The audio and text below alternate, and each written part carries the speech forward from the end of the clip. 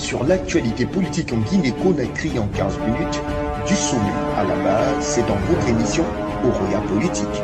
Tous les jeudis, retrouvez Sardi Kondi pour un quart d'heure dans nos débats politiques. 17h, 17h15, des personnalités de la classe politique guinéenne ainsi que les cadres du gouvernement actuel vous donneront de mieux apprécier le thermomètre de la politique locale. Oroya Politique, ensemble relevons le défi de la bonne gouvernance. Émission à suivre également sur nos différentes plateformes numériques. Bonsoir à tous, bienvenue dans votre émission Oroya Politique.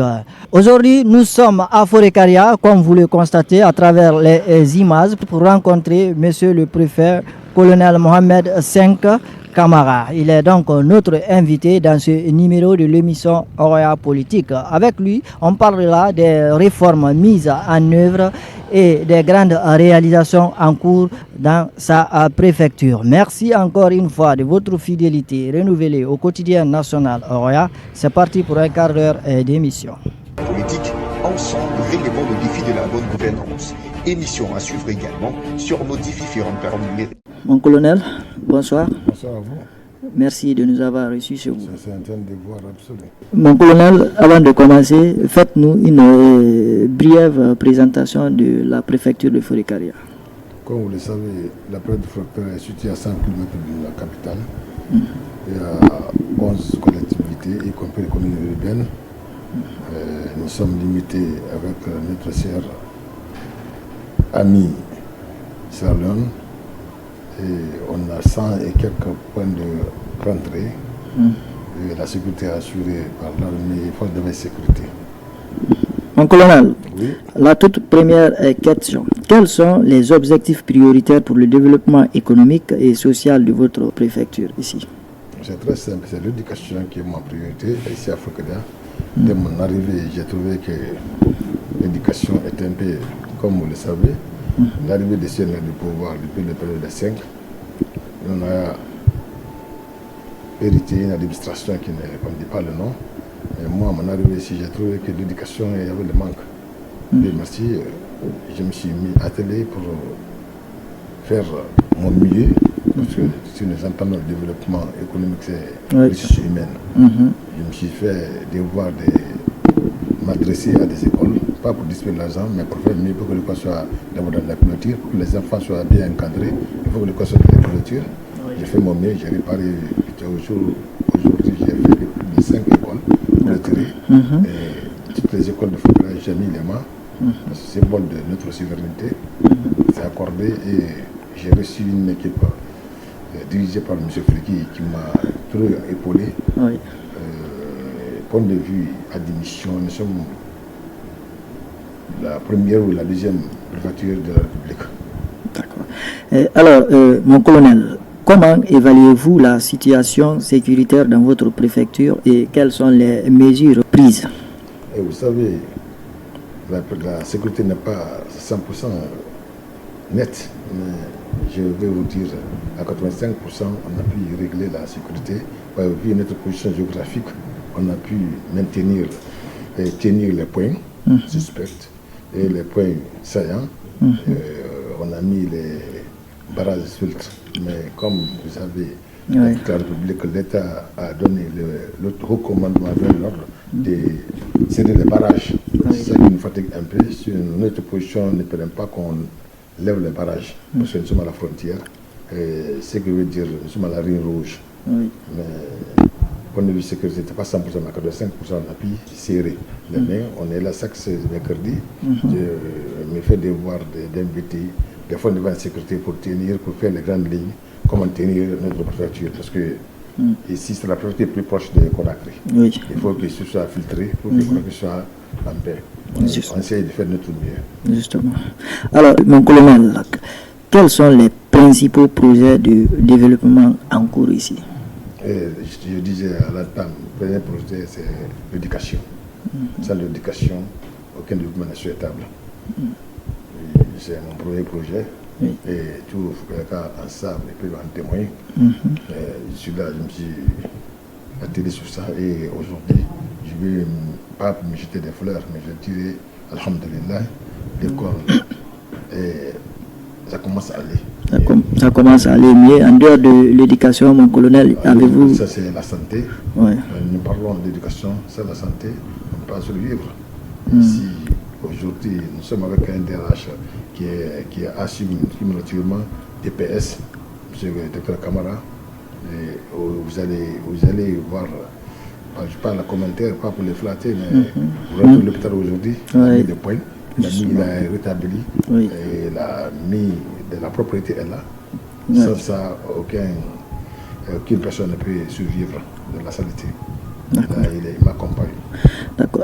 Mon colonel, quels sont les principaux défis que vous rencontrez dans l'exercice de vos fonctions de préfet à date et comment vous parvenez à les relever? Parce qu'on sait que dans toute fonction, il y a quand même des anomalies parfois. Oui, le défi, c'était un défi économique. Je suis venu ici, il n'y a pas de taxes superficielles, des taxes de production, il n'y a pas de l'autre caisse. Mais arrivé, j'ai appelé les anciens qui étaient là. Je les ai dit, il faut qu'on soit ensemble. Parce qu'ils avaient les mauvaises habitudes de brader l'économie des Foucaria. Sur ce, j'ai mis en place une politique. Et je leur ai dit, toute personne qui fera une recette, tu as 5%. J'ai accepté. Parce que c'est pas toute personne qui travaille pour vous, dès qu'il fait une recette, pensez à lui. S'il peut, tu peux pas qu'il le vole. Il faut lui proposer une prime. Oui. C'est ainsi que j'ai souligné 5%. Sur recette, vous déposez quelque chose, vous avez 5%. Quelque chose de montant déposé, vous avez 5%. J'ai compris, je suis quelqu'un qui aime partager. Je suis adhérent à ma politique. Comme ça, j'ai pu prévenir à réussir le terrain et j'ai commencé à avoir un peu de la caisse. Bien. Alors, mon colonel, comment aussi travaillez-vous avec les élus locaux et les services publics afin de répondre aux besoins des citoyens également? Comme vous le savez, pour commander, pas d'amitié, pas de détenu, c'est ça ma force. Moi, il n'y a pas de gens chez moi, il n'y a pas de détenu. Nous travaillons, elle est impersonnelle. Ma fonction est impersonnelle. Moi, j'ai mis locaux, ils le savent. Ils me connaissent, je ne mens pas. D'abord, pour commander, il faut être exemplaire. Alors, mon colonel, comment évaluez-vous aussi la qualité des services publics dans votre juridiction ici? Vous savez, je disais à l'entame, on a hérité une administration qui n'était pas à la hauteur. On est arrivé, il y avait beaucoup de personnes sur la liste, mais ils ne travaillaient pas. C'était mon premier combat, j'ai appelé des RH, je leur ai donné mes grandes lignes. Je dis ce que je veux, je n'ai pas là pour contrôler les personnes fictives. Il faut mettre l'ordre dans l'administration. On a commencé à assainir les fichiers administratifs. C'est ainsi, moi j'ai commencé avant l'État. J'ai mis en branle la sécurité au service. Il y avait ces personnes qui vivaient ailleurs. J'ai bloqué les salaires. En passant par des RH, on a écrit. C'était bloqué, ceux qui étaient virés, ils ont bloqué tout. Ils sont venus, j'ai dit, si vous voulez rester, vous restez au travail. Si vous ne voulez pas rester, vous prenez votre budget ou vous partez ailleurs. C'est ainsi j'ai pu maîtriser, avoir l'ascendance sur mes fonctionnaires. D'accord. Alors, mon colonel, faites-nous le point des infrastructures aujourd'hui à date. On a un manque parce que c'était mon combat farouche. Parce que vous savez, là où je suis en location, je suis avec descendre de mine ici, mon bloc administratif, j'ai trouvé que ce n'était pas jusqu'à présent, mais j'ai mis des bouchées doubles pour que nous puissions avoir les moyens de financement. J'ai mis des PDS commune urbaine et mon service ministère de MATD qui m'a accompagné. Aujourd'hui, je viens d'avoir une bonne nouvelle, soit disant que le financement est déjà fait pour finir notre bloc administratif.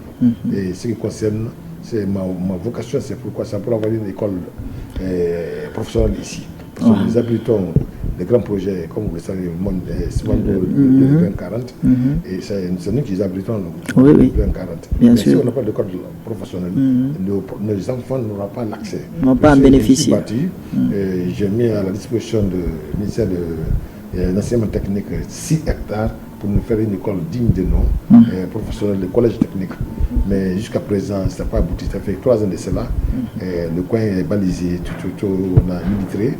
6 hectares, ce n'est pas touché jusqu'à présent. J'ai fait le papier et prendre des masses, tout, ça y est avec le ministère de l'enseignement technique. Mais je me bats pour que nous puissions avoir une école professionnelle pour l'intérêt supérieur de jeunes.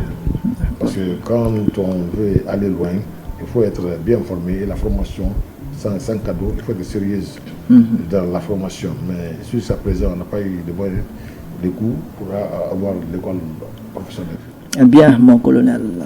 Voilà, aimables téléspectateurs, c'était donc la première partie de votre émission Oroya Politique. On se retrouve juste derrière cette courte transition pour la suite de l'émission.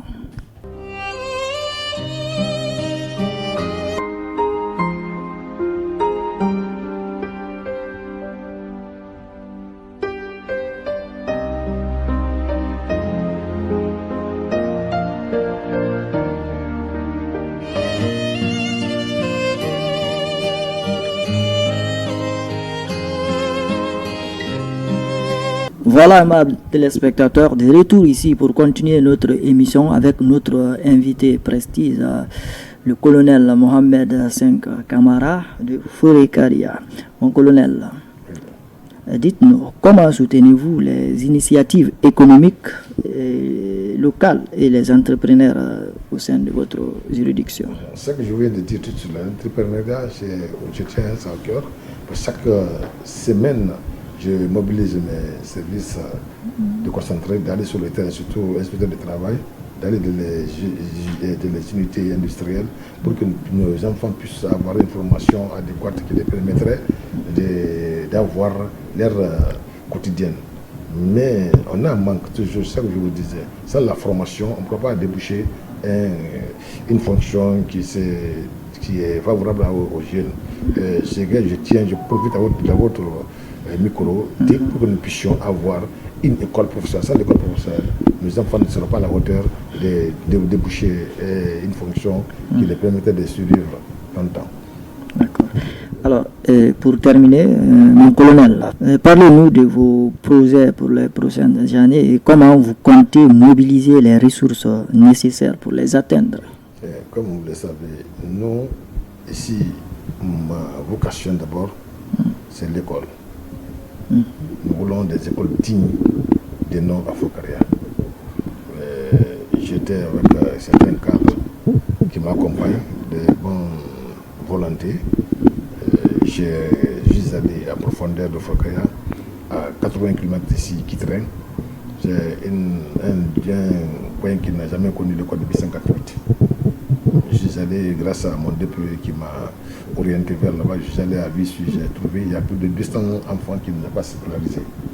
Manque de quoi, la distance qui les séparait de leur lieu d'habitation, c'était à 10 km. Et en Brousse, j'ai promis, ça restait 2 mois d'ouverture, j'ai promis la communauté, j'ai dit, Inch'Allah, dans 2 mois, je vais faire 3 classes ici. C'est ça qui me permet, je suis venu appeler mes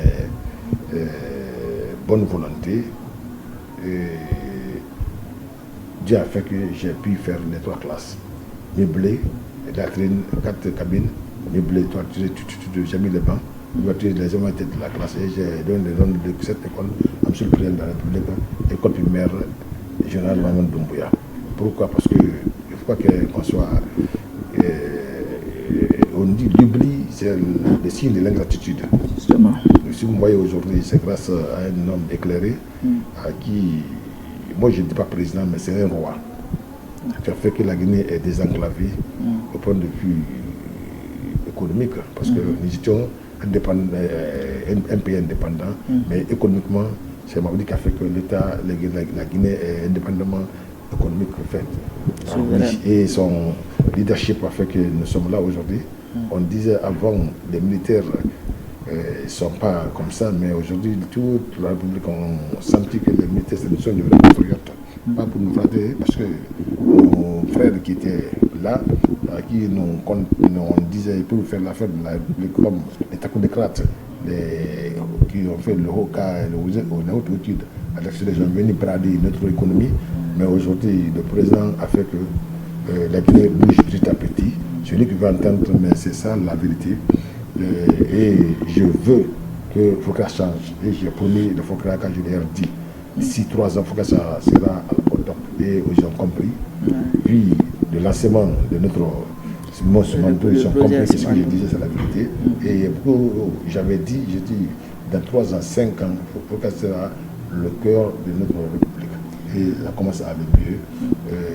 Je dirais, il faut que vous nous accompagniez. Il faut qu'on ne pas ignorer, mais je voudrais que c'est une priorité plus proche de Conakry. Si vous venez aujourd'hui, vous avez vu l'état de Fokaria. C'est grâce à mon arrivée, on a pu avoir plus de 3 stations. C'était une station qui était là, en manque.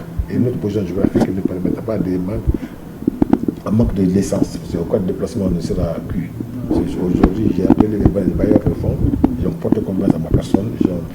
Aujourd'hui, on a plus de 4 stations flambant neuf à Fokaria et ça change. On a vu des gens qui sont venus. Je les ai donné le coin pour bâtir des maisons dignes de nom. Ça commence à aller mieux, mais j'ai mon souci, c'est notre bloc administratif jusqu'à qui a souffrance et notre école professionnelle à quoi j'ai donné toutes les documentations au ministère de l'enseignement, c'est technique d'avoir une école professionnelle. C'est ça mon souci primordial. La salle d'école, aucun document ne soit étable. Pas du tout. Mon colonel, il ne me reste plus qu'à vous dire un merci de nous avoir reçus. Mais si vous avez un dernier message, allez-y. Je dirais, vous et moi, notre maison commune, c'est la Guinée. Il faut qu'on soit patriotes, aimons la Guinée. C'est que les bloqueurs qui sont à la une, insulter leur pays, bramer leur pays, mettre la boule leur pays, c'est indigne à notre identité. Tout ce que nous faisons, notre maison doit être honorée, c'est la Guinée. Si la Guinée perd, ce n'est pas nous, c'est nos futurs. Ça veut dire nos progénitures qui seront à l'abandon. Pas de perfidie dans la relation humaine. La trahison n'a pas sa place. Nous, les Guinéens, on doit comprendre. Notre retard, c'est nous.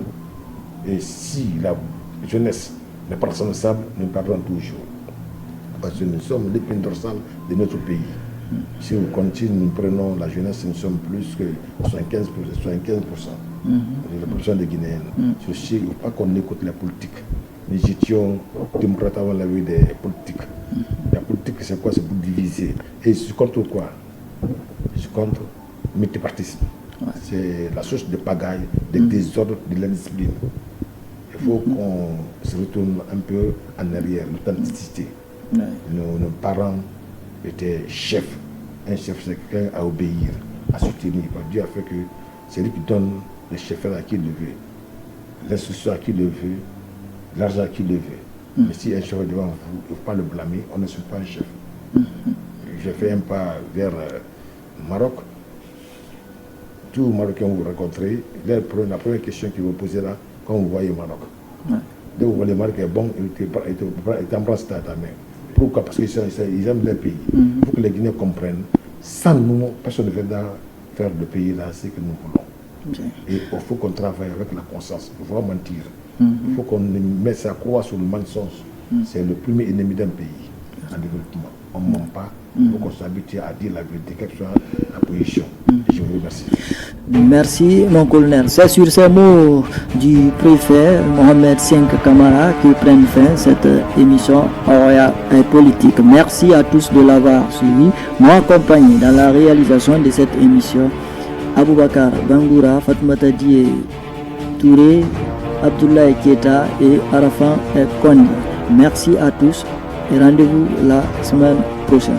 Au revoir.